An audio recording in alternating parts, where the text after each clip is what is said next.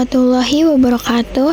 Perkenalkan, saya Salma Salsabila, mahasiswa dari kelas 64 2B07 jurusan Manajemen.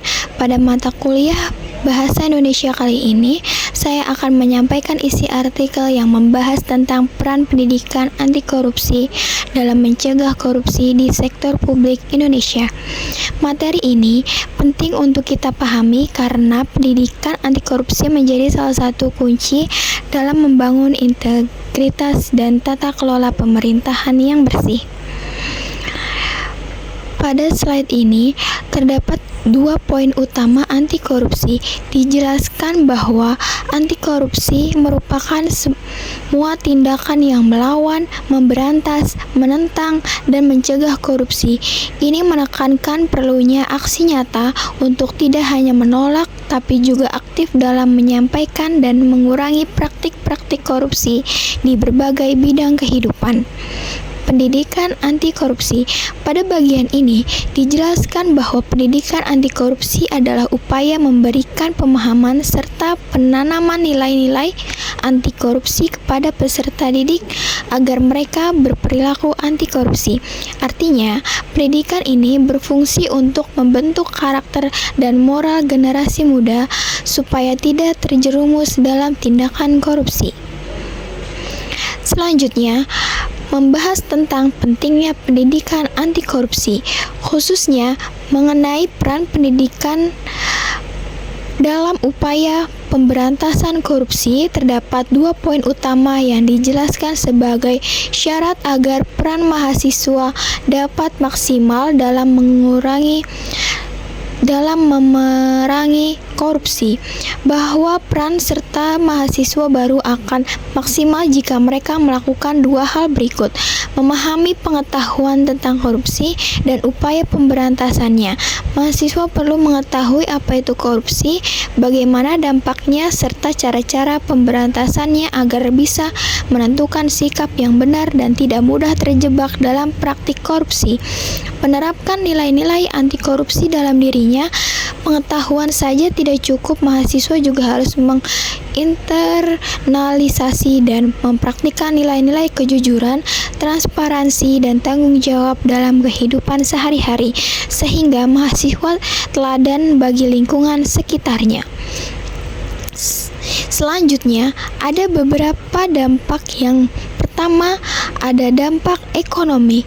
Menurunnya produktivitas industri, penurunan pendapatan negara dari pajak, peningkatan utang negara yang memperburuk keuangan, birokrasi menjadi tidak efisien dan berlibat-libat, harga jasa dan pelayanan publik menjadi mahal, lambat pengentasan kemiskinan.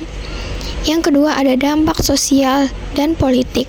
Mematikan etika sosial, menimbulkan ketidakpercayaan publik terhadap demokrasi, menguatnya oligarki dan plutokrasi, merosotnya kedaulatan rakyat. Yang selanjutnya, dampak pada pelayanan publik. Ketimpangan akses layanan dasar, pendidikan dan kesehatan, penurunan kualitas infrastruktur dan layanan publik, budaya organisasi korup pada pengadaan barang dan jasa memperparah masalah. Dampak keseluruhan dan solusi. Penghambatan pembangunan nasional, distorsi alokasi sumber daya, mengurangi kesejahteraan masyarakat, pentingnya pencegahan dan pengawasan administratif efektif, upaya mewujudkan pemerintahan yang bersih, transparan, dan akuntabel. Selanjutnya, ada nilai-nilai anti korupsi. Yang pertama ada kejujuran, seperti selalu berbicara dan berbuat sesuai dengan fakta. Kedisiplinan, seperti berkomitmen untuk selalu berperilaku konsisten dan berpegang teguh pada aturan yang ada dalam semua kegiatan.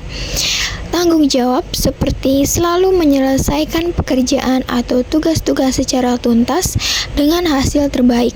Kerja keras, seperti selalu berupaya untuk menuntaskan sesuatu pekerjaan yang hasil yang terbaik. Sederhana seperti selalu berpenampilan apa adanya, tidak berlebihan, tidak pamer, dan tidak ria. Mandiri seperti selalu menuntaskan pekerjaan tanpa mengandalkan bantuan dari orang lain. Adil seperti selalu menghargai perbedaan dan tidak pilih kasih. Berani seperti menolak ajakan untuk berbuat curang dan juga berani melaporkan adanya kecurangan. Yang terakhir ada peduli seperti menjaga diri dari lingkungan agar tetap konsisten dan aturan yang berlaku. Selanjutnya, mari kita pahami prinsip-prinsip utama yang menjadi landasan dan melawan korupsi.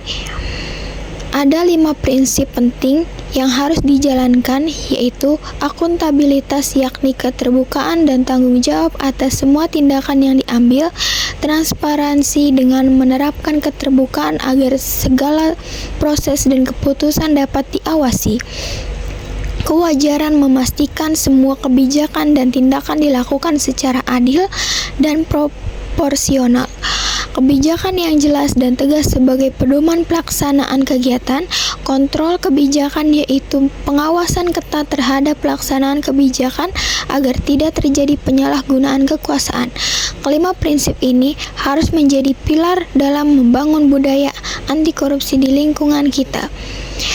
Pada slide terakhir ini, kita akan membahas bagaimana penerapan nilai tanggung jawab dapat menjadi salah satu untuk mengimplementasikan anti korupsi. Nilai tanggung jawab ini bisa diwujudkan melalui berbagai tindakan nyata dalam kehidupan sehari-hari, seperti belajar dengan sungguh-sungguh, menyelesaikan studi tepat waktu dengan hasil yang terbaik, mengerjakan tugas akademik dengan penuh kejujuran dan sungguh-sungguh, serta menjaga amanah dan kepercayaan yang telah diberikan. Dengan konsisten menerapkan nilai tanggung jawab ini, kita secara tidak langsung ikut berperan aktif dalam mencegah dan memberantas korupsi. Sebagai penutup presentasi, dapat disampaikan bahwa pendidikan anti korupsi sangat penting untuk masa depan bangsa. Dengan memahami pengetahuan tentang korupsi serta berkomitmen menerapkan nilai-nilai anti korupsi dalam diri, berpendidikan dapat menjadi agen perubahan, membawa Indonesia menuju masyarakat yang jujur, adil, dan bebas dari korupsi. Sekian dulu dari saya, semoga apa yang saya jelaskan bisa membantu dan menarik buat kalian. Terima kasih banyak sudah mendengarkan. Wassalamualaikum warahmatullahi wabarakatuh.